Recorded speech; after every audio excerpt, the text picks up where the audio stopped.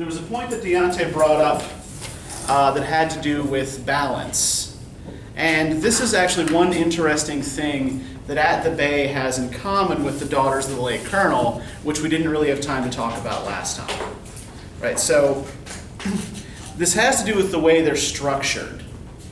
Both are structured, at least in their original publication, in 12 episodes that run, in the case of one story, completely parallel to each other. And in the case of the other, they move in towards the center and then back out. But both stories are kind of balanced like a seesaw.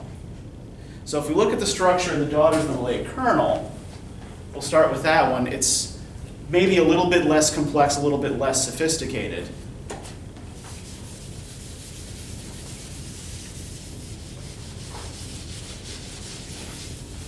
It's divided into specific halves.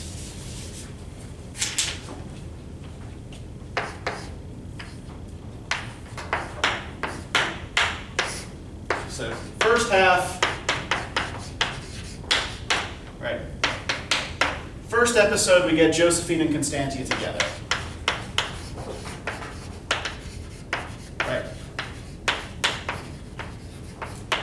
Both sisters, just after the death of their father, right, as the burial is being planned.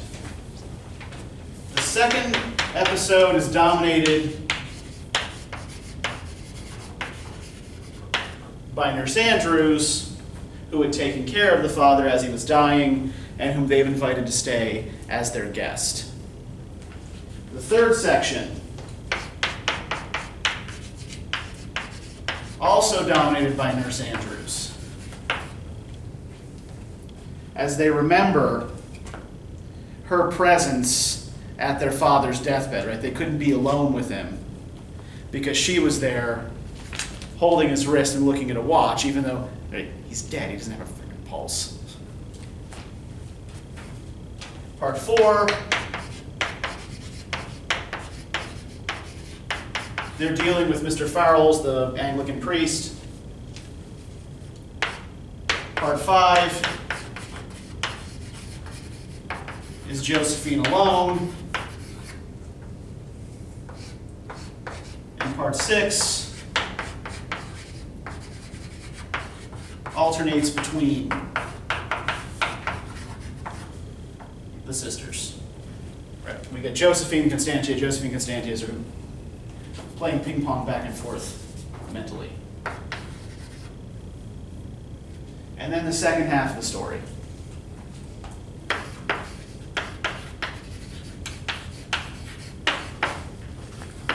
All right, part 7. Again, Josephine and Constantia going into father's room to go through his things, right? But too afraid to actually touch them. Is where they decide that it's much nicer to be weak than to be strong. Right, part 8 and part 9 are dominated by the visit of their nephew, Cyril. Part 10, trying to figure out what to do with Kate. Part 11 is Constantia alone. And part 12, once again, is both sisters back and forth. So the episodes in the second half of the story all directly parallel the episodes in the first half, right? First episode, Josephine and Con up in bed, talking about what they're going to do about father's burial. 7th episode, they go into the room, they lock the wardrobe so that father can't come out, right? Father's trapped in there now. We don't care if he'll be angry with us. Yeah, Deontay. I noticed too, like last time, because I wrote about it on the thing. When it came to talking about Josephine and Constance Good enough. When they were whenever it came to talking about their father, they always try to put it off. Especially the part when they were trying to gather his thing. And even in the beginning when they talked about the hat. Yeah, the top hat. Shouldn't we give it to the porter? Yeah, he was always so kind. Whenever it came down to doing or dealing with something like that, they always had to pull it off. Yeah. I thought that was kind of interesting too. Yeah. Well, what seems to be their attitude towards the father generally? It's like they try to keep a distance from him. Because I noticed, like, especially when it came to going to their room, they always have this notion that they can't bother father. Yep. So it's like, stay away. Yep. Don't bother him in the morning. Stay out of his room in the mornings. Yeah, Mary Catherine. Oh, just random. What's with the hats? Is that like a cultural thing, or is it like a Mansfield thing? Because like every story is hats, just hats all over the place, and very described hats. Yeah, all the time. and in this case, I think as well as in the garden party, it is a class marker. I mean, by and large, overall, people just wore a lot more hats around during the 20th century. Everybody, men wore hats, women wore hats. Yeah. This was, you But didn't see anybody without a hat on. In Right. the Bay, they all like the women have like the really giant nice hats, and then the women had like I remember the one part where Beryl was kind of like making fun of her small little hat that had flowers stuck in it. So it's not like, I guess it's a class thing. I guess that's my own question. The nicer the hat, the better you are. And some of it, I think, also just has to do, like, one thing I discovered moving from the gloomy, cloudy, cold Northeast down to Georgia, it's like, oh, right, if I go outside for too long without a hat on, my scalp burns. So some of this is just a practicality measure, right? It's, if you live in a hot place, or if you're outside in hot weather, you want to keep your head covered or you'll regret it later. But yeah, I think the father's hat here would be a top hat. And giving it to a porter would be sort of a gift to a working class person of like sort of a higher, like an object of higher status than he would normally own. Similar to we see the tweed caps and the workmen in the lane. Yeah, carrying that a step further, and I can remember this when I was a child growing up in South Alabama on the farm. But I can remember my dad always had a hat on when he was out, and he'd be out in the field, and he would take leaves from the trees, put them in his hat, put water on them, and you have that, and your head's air conditioned. Because as that water evaporates, it takes the heat from your head. That's a really clever, natural way to deal. I mean, I was told when I first moved down here, like, because gnats kept attacking me, partly because I walk. I make the mistake of walking to work. They told me to put a dryer sheet in my hat. Now that didn't stop the gnats from attacking my eyes. But the part under the you hat have to is safe. learn to use your mouth. Yep. Blow. Yep. You just wear your hair like a curtain over your face. Yeah. Blow your beard out so you can just fold it up. Yes. But anyway, what they're doing is they're conferring father status on someone sort of lower than them. So they never really get around to doing this, right? Because they never get around to doing anything. The only thing they've ever done is take care of father. And does father seem like he was easy to take care of or to live with?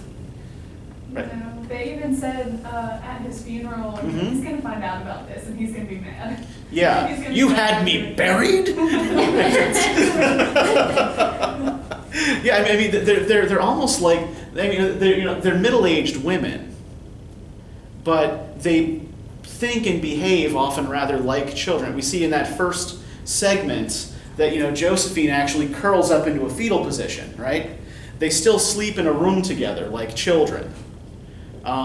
They live in terror of the thumping of father's sticks, right? The image of the stick, just to sort of put that aside for a minute, right? Apart from these parallel structures is another thing that these two stories have in common, right? They know that if they hear the thumping of father's stick, then they're not fast enough doing something he wants them to do, like paying the organ grinder to go away. And the Nurse Andrews and Cyril episodes are really very much about time, right? When Nurse Andrews is their guest, they have to have regular meals at regular times because they have a guest, right? So they have to live according to regular clock time. as opposed to their own basking in moonlight in a crucified position as they like to do. Nurse Andrews is holding the watch while they're looking at the watch while their father, with his single eye, is glaring at them. Right? If it was two eyes, maybe bearable, but just that one eye, right? The eye of Sauron from the top of the tower. Similar thing with Cyril, right? How does Cyril enter into the story in the first place? What do they want to give him? The watch. They want to give him the watch, right? Yeah. And he's watching the clock the whole time. He's like, hey, I think your clock is slow, right? I got to get out of here. I have to meet a man, right? Oh, I've already had my lunch, right? So Cyril is also fixated on time, getting out of the house quickly, so he doesn't have, partly so he doesn't have to deal with his two weird old aunts, and partly so that he does not have to go in and talk to his terrifying grandfather. Mr. Farrells and Kate, right, both allies of fathers who have to be dealt with. Then we get each sister's musings alone, and each sister's sort of back and forth, right? And we end with another one of those irresolute sentences, right on page 229.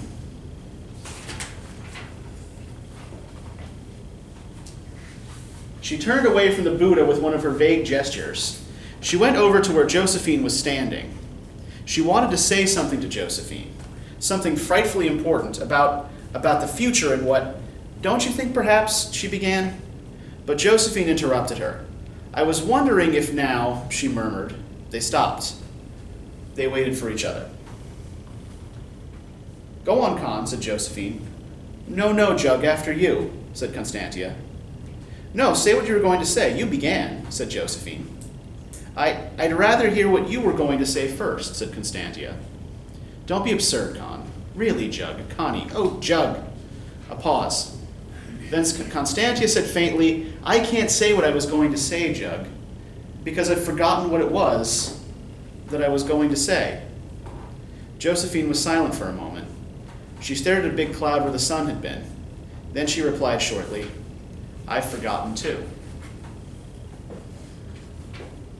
So, on the one hand, there's something comic about the little polite off between the two sisters, right? But why is it that each one is trying to give precedence to the other? Yeah, go ahead. Yeah, I was just gonna compare it to the endings of the garden party and then the ending of the At the Bay. I mean, they all end with somebody being asked a question or trying to say something and not being able to think of what to say. You know, the brother kind of answers the girl's sentence because she can't figure out how to describe what she was trying to describe. I mean, they can't spit it out. And then at the end of the bay, the guy asks, for God's sake, why did you come then? And she just says no one answered him because she just couldn't say it. So I guess that's supposed to be a theme. They're all, in all three of these stories, we end with characters being completely unable to put their feelings into words. Right? Language is not sufficient to describe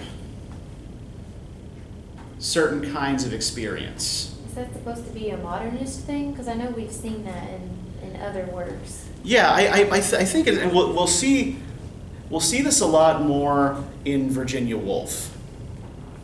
And by the time we're done with Woolf and with T.S. Eliot, and when we finish up Yeats, we'll be out of high modernism generally, and the late modernism we'll be looking at the end of the term will be, in some ways, much more journalistic. Right? Evelyn Waugh, George Orwell, Louis MacNeice, Christopher Isherwood are a lot less straightforward, are a lot less roundabout and experimental than a lot of these very early 20th century writers are.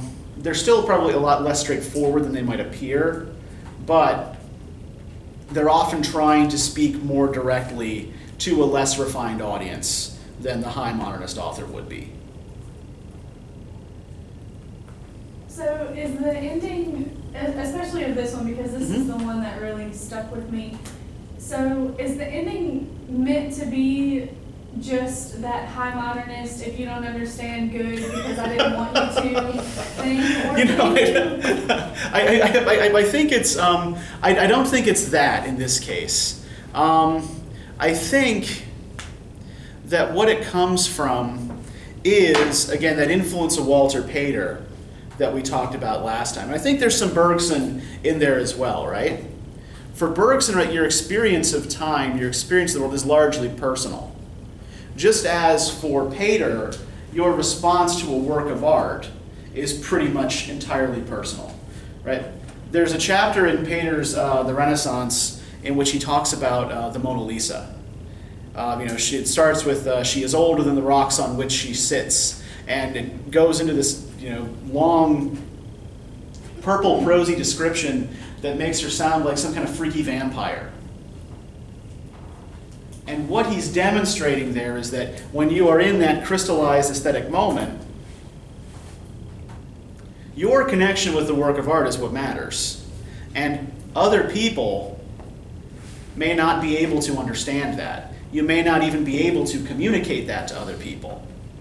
So I think that what we see at the end of most of these stories is people sort of lost in their own subjectivity and completely unable to share that with another person. Yeah? Kind of what you were saying last class about the disjunction between experience and language. Yeah. They just did these things, and then it's like, I may not know what I feel, I just know I did it. Yeah, it's like, I know I did this, I know I had this experience, but I can't actually put it into words and tell you about it. Right.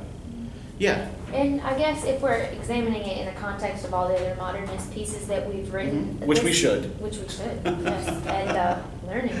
But this way of taking something that everybody experiences and making it personal, I can't help but think about chapter 11 of Dorian Gray, where it really puts into focus the colonization and about New Zealand and all that stuff. If you're looking at it like that, which was a huge part of this time period and about things they're writing about, but instead of going to another country and experiencing their culture and that way going and taking it and bringing it somewhere and making it a personal experience, like I have experienced Ethiopia by stealing their elephant tusks and keeping them in my parlor. It's like you're taking something that's universal and making it personal by kind of colonizing experiences. Well, and you're also setting up often in a colony, particularly like what she describes in the garden party in New Zealand.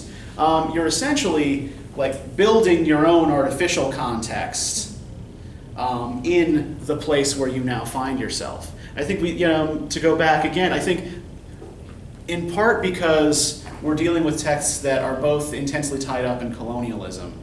There are a lot of analogs, again, with Heart of Darkness and Marlowe's inability to understand the context that he finds himself in, right? He can't construct his own context while he's sailing down along the Congo. He just has to interpret things as they come to him. And so his interpretations often miss the mark, and often, when they do hit the mark, often hit it too late. Right? Oh, that's what that was. Shit, I'm an idiot, right? So, let's talk a little bit more about At the Bay. I want to compare the structure of At the Bay to the structure of The Daughters of the Late Colonel, just to show that it is, in fact, a more complex and layered structure. Yeah, Erica. Is Josephine's nickname Jug, is that related to the nightingale sound? The jug jug? Jug jug, yeah. Is that?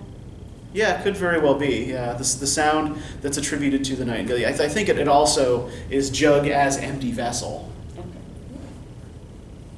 And there's a lot of talk about the hot water bottle and the one romantic adventure they ever had, right, where the guy left a note on the hot water pitcher and the steam erased all the letters.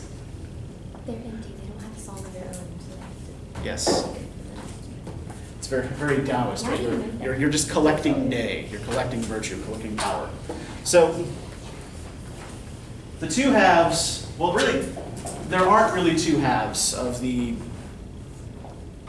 At the Bay. It's structured in terms of a single day, right? Starts with sunrise, ends at midnight. And it's probably a good idea, again, to look at the structure in terms of which characters occur where.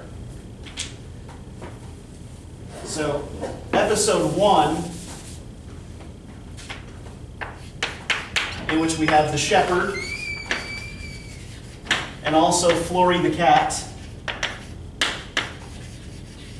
and the sheepdog. I think his name is Wag.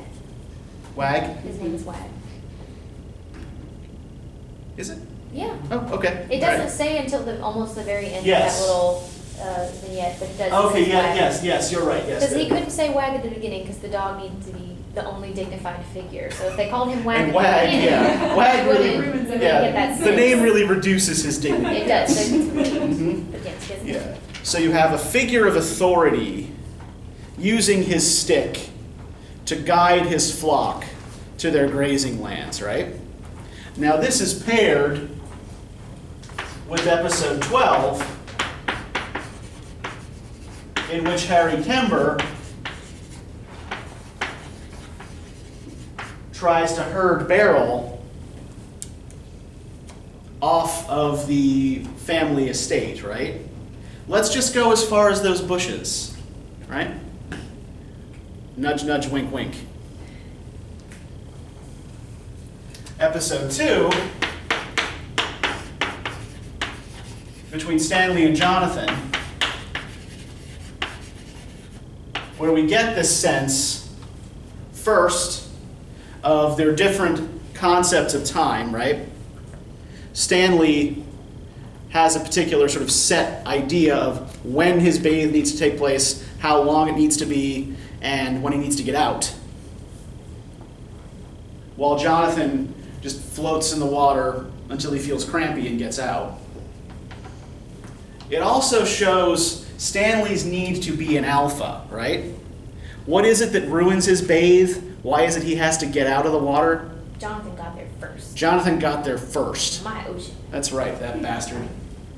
How dare he get up before I do and get in the water? Whereas Jonathan doesn't care, right? Jonathan feels no need to be an alpha. And this is paired then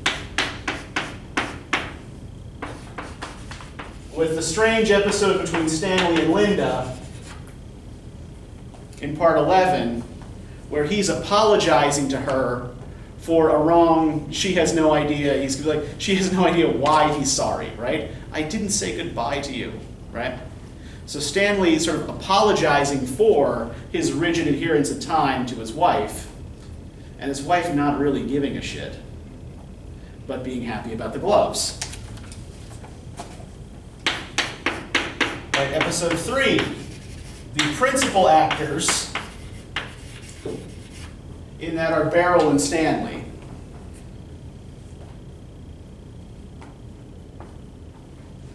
Which is paired with episode 10, in which the principal actors are Linda and Jonathan. Right? So brother-in-law and sister-in-law interaction in both of those.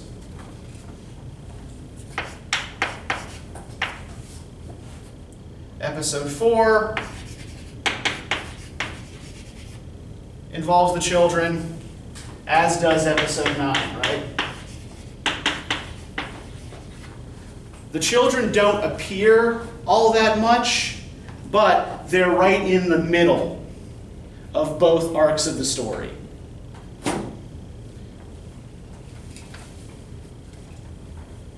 Scene 5 is between Beryl and Mrs. Harry Kember.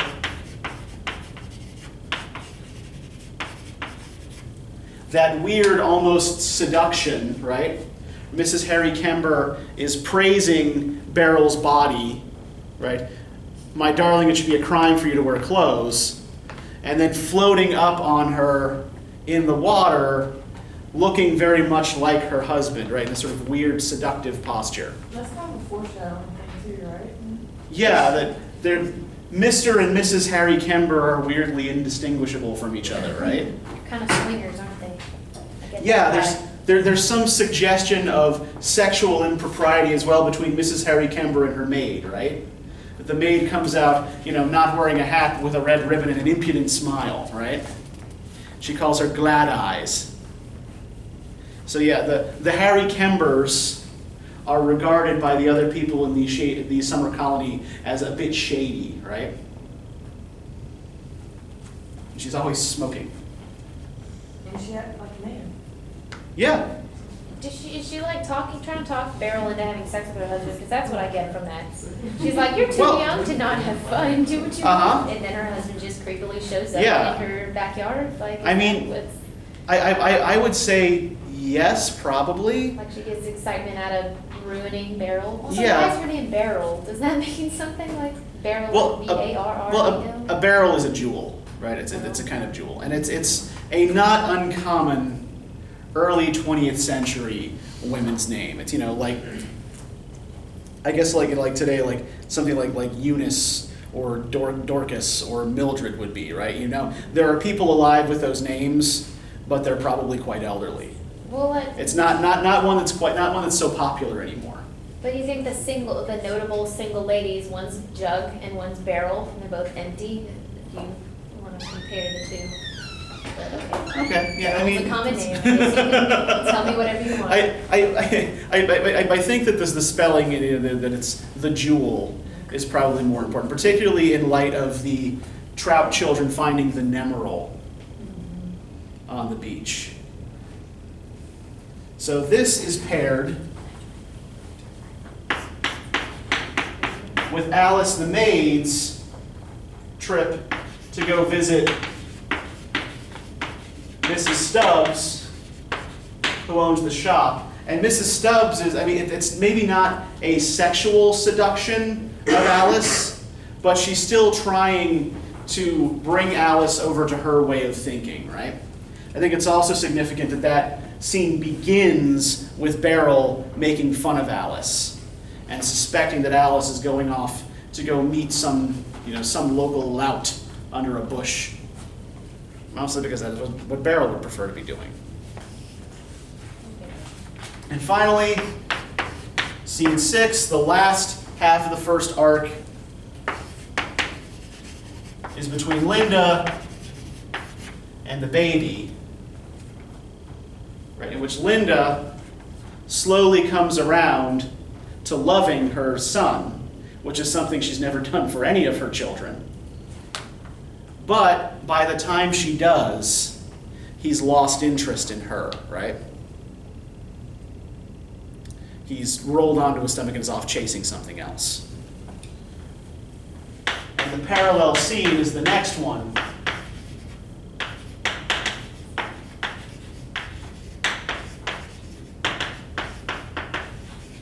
Between Kezia and Mrs. Fairfield, which Kezia is forcing Mrs. Fairfield to remember her dead son.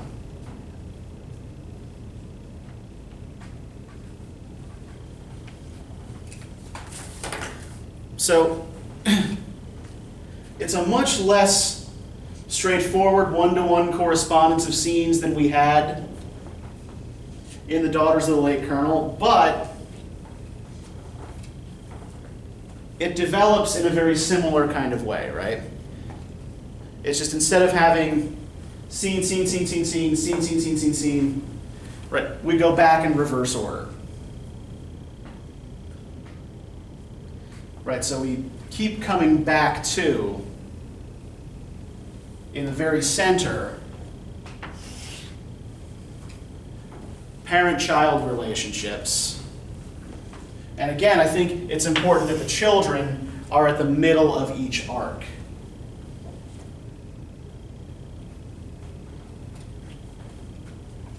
So let's look for a minute at part 4.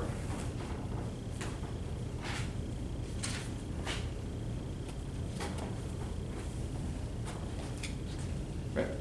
Does anybody seem to be watching these kids as they're going down to the beach by themselves? Not until they're in the water. And then Grandma starts meeting. Oh, they're in the water, they're fine now. Yeah, but they barely go in, right? They only sort of skirt along the edge of the water.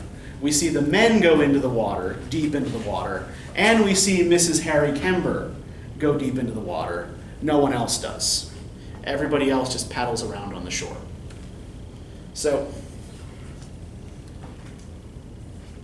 it might be helpful if we compare the three Burnell children with the Samuel Josephs, who appear at the bottom of page 256, right?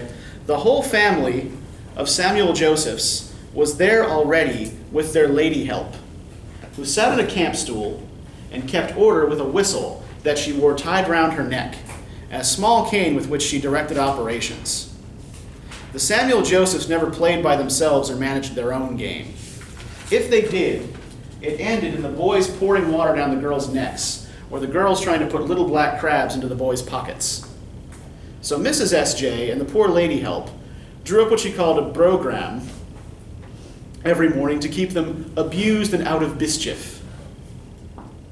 It was all competitions or races or round games. Everything began with a piercing blast of the lady help's whistle and ended with another. There were even prizes. Large, rather dirty paper parcels which the lady help with a sour little smile drew out of a bulging string kit. The Samuel Josephs fought fearfully for the prizes and cheated and pinched one another's arms. They were all expert pinchers. The only time the Burnell children ever played with him, Kezia had got a prize. And when she undid 3 bits of paper, she found a very rusty button hook. She couldn't understand why they made such a fuss. So there are a couple of important things in this passage about the Samuel Josephs children.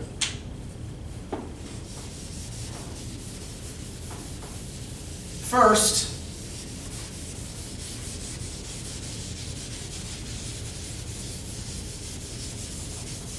what 2 objects are associated with the lady help?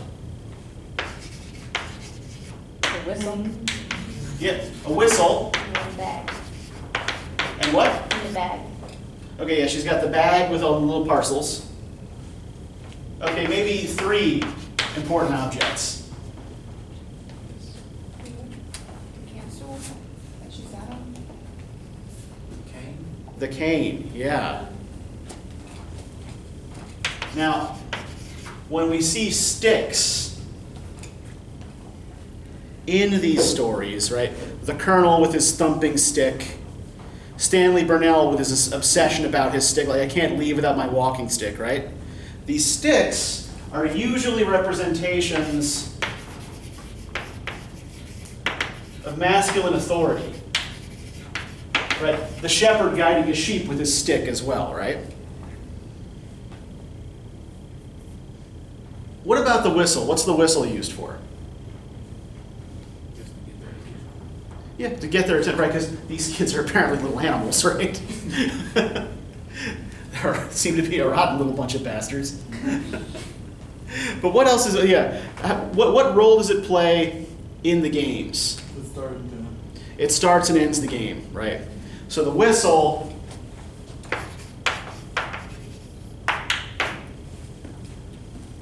marks time. And what about the little parcels? Incentive. Yeah. Incentive to follow the rules, right? If you follow the rules and you win the game, then you get a little parcel containing a very small rusty button hook, right? Right, these really rather awful prizes that these children compete for just to win the damn prize. So what we have here in the Samuel Josephs games is an imitation of the working world in miniature, right? This is Stanley Burnell's world applied to children. Right? They run around doing a pointless task that's been invented for them within an artificial time frame, guided by some authority figure holding a stick, but because it's a woman, it's a small stick. And at the end of it, they get a pointless reward. Right? Whereas the Trout children, right, Jonathan's little boys, just go digging wherever they feel like it in the sand and have apparently found a real emerald, right? So what they find just by searching on their own is way better than what the Samuel Josephs are handed for playing the game and following the rules.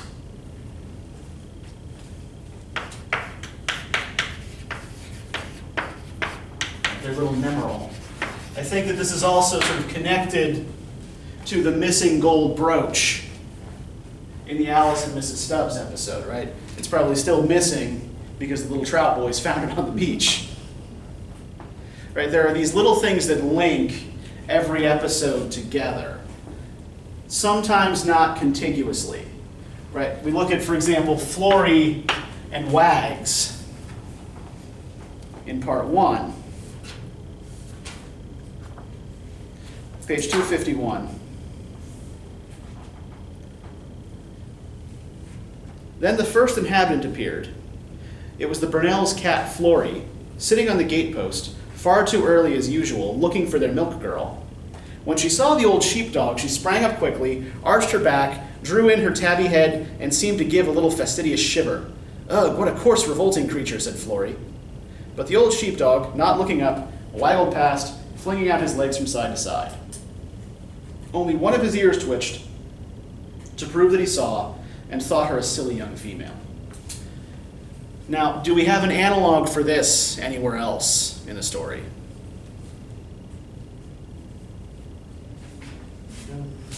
Would it be at the end here? Yeah, I mean, that would be the parallel episode is the one at the end with Harry, Kember, and Beryl, right? Because basically he treats you like you see like the female last, and why did you even come out here? Yeah. Why did you follow me if you Don't didn't want to have sex in Marcella? these dark bushes. I know, Why would I you mean, bother? come on, right? Yeah. Why leave your house? But there's another probably more direct analog to this in part 6. If you look on page 262, right? Linda's going back in her memory, right? Now she sat on the veranda of their Tasmanian home, leaning against her father's knee, and he promised, as soon as you and I are old enough, Linny, we'll cut off somewhere, we'll escape. 2 boys together. I have a fancy I'd like to sail up a river in China. Linda saw that river, very wide, covered with little rafts and boats. She saw the yellow hats of the boatmen, and she heard their high, thin voices as they called, "Yes, Papa." But just then a very broad young man with bright ginger hair walked slowly past their house, and slowly, solemnly even, uncovered. Right, took his hat off. Linda's father pulled her ear teasingly in the way he had. "Linny's beau," he whispered. "Oh, Papa, fancy being married to Stanley Burnell." So, Flory the cat, having that reaction to Wags the sheepdog, is very similar to Linda's childhood reaction to seeing Stanley walk past their house. Right? Fancy being married to Stanley Burnell. And now she is. And that fantasy of going off adventuring in China is dead. No chance of that now. Much as she does love her husband, as she says anyway, being married to him has placed a set of constraints on her that limit her movements. And apparently having 4 children has also ruined her health.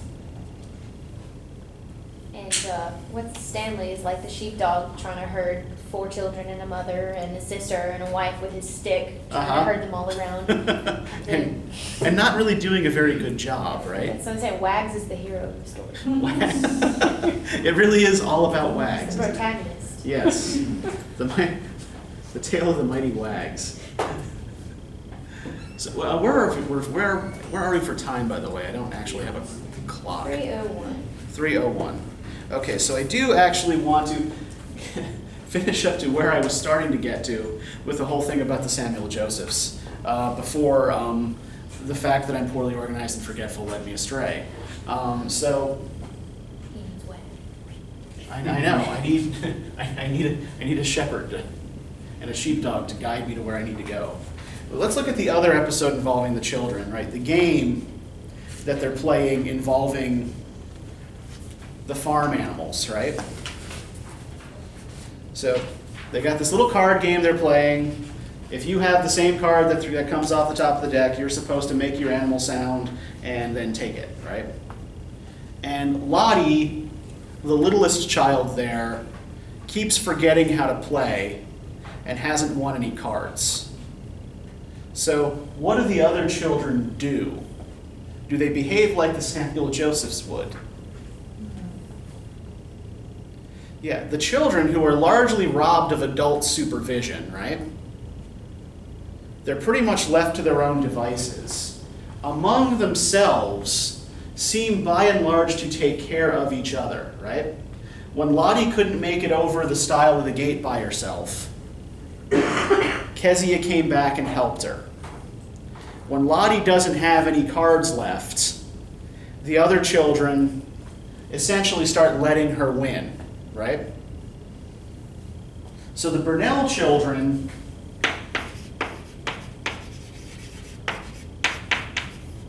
and the Trout children seem to reject the more competitive ethos of the Samuel Josephs.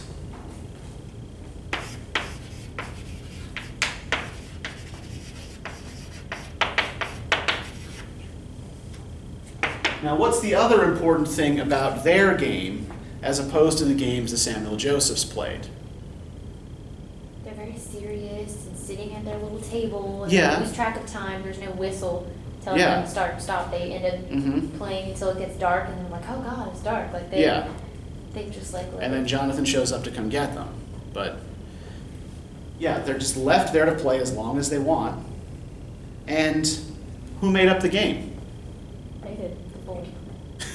The bull, yes. The bull is teaching them all how to play the game, right? But the fact is, right, yeah, they invent their own games.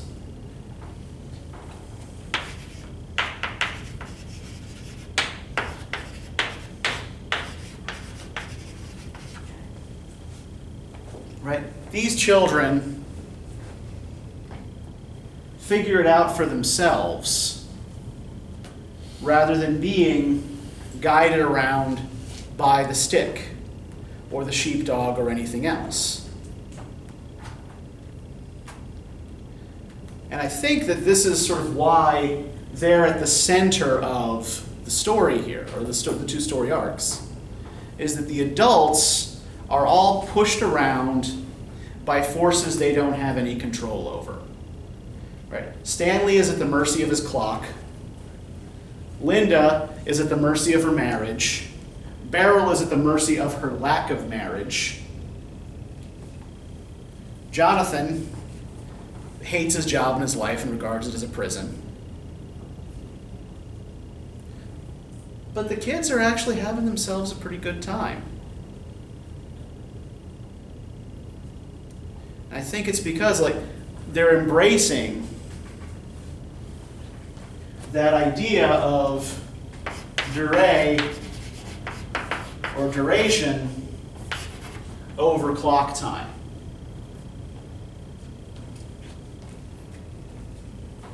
They get so lost in experience, they get so lost in their own moment that they don't care about the whistle. The one time they went and played with the Samuel Josephs, they had a lousy time. And, the other kids are trying to stick crabs in their pockets. Brown fruit salad. And eat brown fruit salad. Hey, the fact that it's brown doesn't mean that it's bad, right? We throw out food too quickly. It's just been sitting in the limit out here, yeah. Well, that's the other thing is the Samuel Joseph's accents, particularly the mother's little speech, she's phrases things as though she's stuffed up, Abused and out of mischief, yes. They're supposed to be a little bit lower Stuffy. class than the Burnells. Right. But they're trying to get ahead. All right, so I think that's actually probably a pretty good place to stop. Does anybody have any questions? This is gonna be on the midterm too, right? Yeah, this will be the last thing that'll be on the midterm.